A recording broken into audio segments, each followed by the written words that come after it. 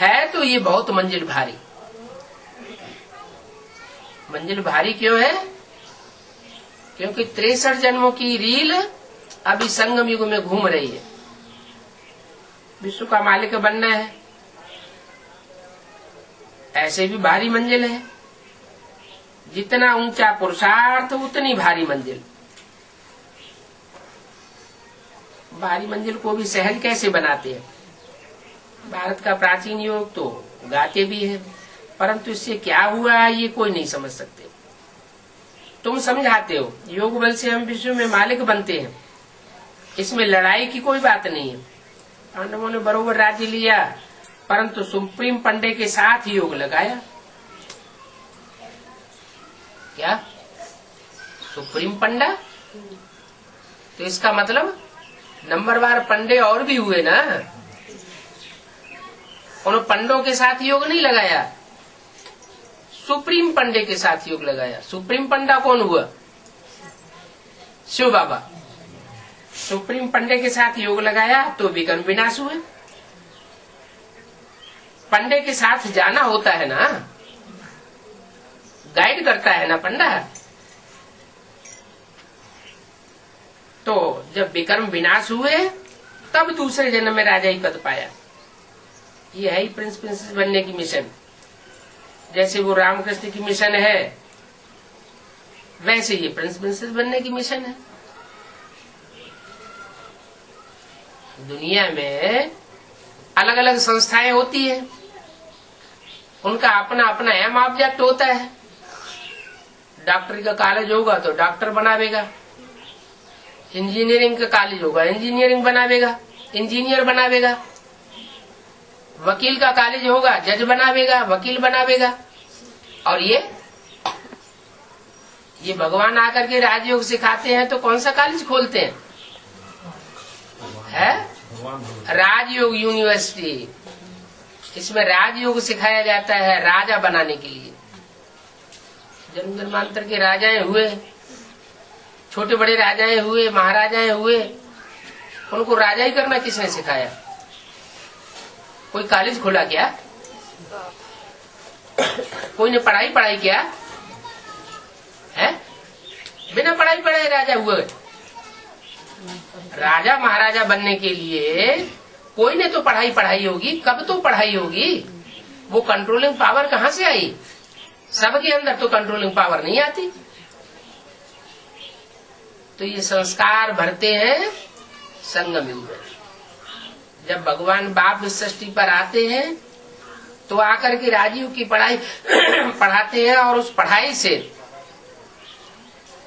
ऐसी शक्ति भरती है आत्माएं कि जन्म जन्मांतर के राजाएं बनते हैं। परंतु माया भी पीछे पड़ती है। राजयोगियों के पीछे माया पड़ती है, ऐसे सहज विकर्म विनाश नहीं होने देती। वो सन्यासी हैं, उनकी मिशन अलग होती है, और तुम्हारी तो ये ईश्वरीय मिशन है। मनुष्य जो पतित बन गए हैं उनको श्रीमत पर पावन बनाने की मिशन है। कहते भी है पतित पावन आओ, ऐसे क्यों कहते हैं? आओ ऐसे क्यों कहते हैं? जरूर आकर के पतितों को पावन बनाया होगा। ऐसे थोड़े ही कि आता है और ब्रह्मा के तन में ज्ञान सुना के चला जाता है और फिर बाद में पतित अपने आप पावन बनते रहते हैं। या जिन्होंने ब्रह्मा के सन्मुख रह करके ज्ञान सुना, वो हमको पतित से पावन बनाते रहते हैं। ऐसी कोई बात नहीं। पतितों को पावन स्वयं बाप आकर के बनाते हैं। बाप के अलावा और कोई पतितों को पावन बना नहीं सकता। और जिनको पतित से पावन बनाते हैं उनकी भी निशानी बता दी। जो पतित से पावन बनते हैं वो ही बुलाते हैं, जो पतित से पावन बनते नहीं वो कभी बुलाते भी नहीं। 63 जन्मों में भी नहीं बुलाते और संगम युग में भी नहीं बुलाते। जरूर दूसरे धर्म में कन्वर्ट होने वाली आत्माएं होंगी, उन पर दूसरे धर्मों का छिलका लगा हुआ होगा, तो वो क्यों बुलावेंगी? वो किसको बुलावेंगी? जो दूसरे धर्मों में कन्वर्ट होने वाले ब्राह्मण होंगे वो किसको बुलावेंगे? है? वो अपने धर्म पिताओं को बुलावेंगे। तुम पति से पावन बनते हो, तुम हो सूर्यवंशी चंद्रवंशी, इसलिए तुम बुलाते हो। कहते भी है पतित पावन सीताराम, किसको बुलाते हैं पतित पावन कह के? सीताराम को बुलाते हैं ना।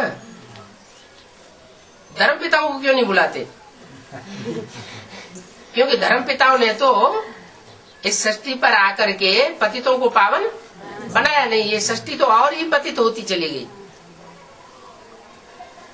राम और सीता के द्वारा परमात्मा शिव इस सृष्टि पर प्रवेश करके सारी सृष्टि को पावन बनाते हैं। जो पूरे पूरे पावन बनते हैं वो देवता कहे जाते हैं, अधूरे पावन बनते हैं तो देवता नहीं कहे जाते। क्या कहे जाते हैं? दैत्य। द्वापर युग से इब्राहिम के आने के बाद जो भी इस सृष्टि पर आत्मा आती है वो सब क्या हो गई?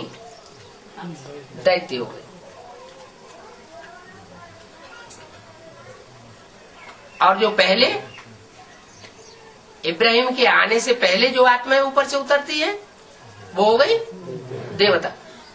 उन देवताओं में भी कोई 84 जन्म लेने वाले हैं और कोई कम जन्म लेने वाले हैं, क्योंकि सतयुग की आदि में तो आबादी बहुत थोड़ी होती है और त्रेता के अंत में 10 करोड़ आबादी हो जाती है। तो जो 10 करोड़ आबादी वाली आत्माएं हैं वो सब एक जैसी ब्राह्मण नहीं होती है संगम युग में।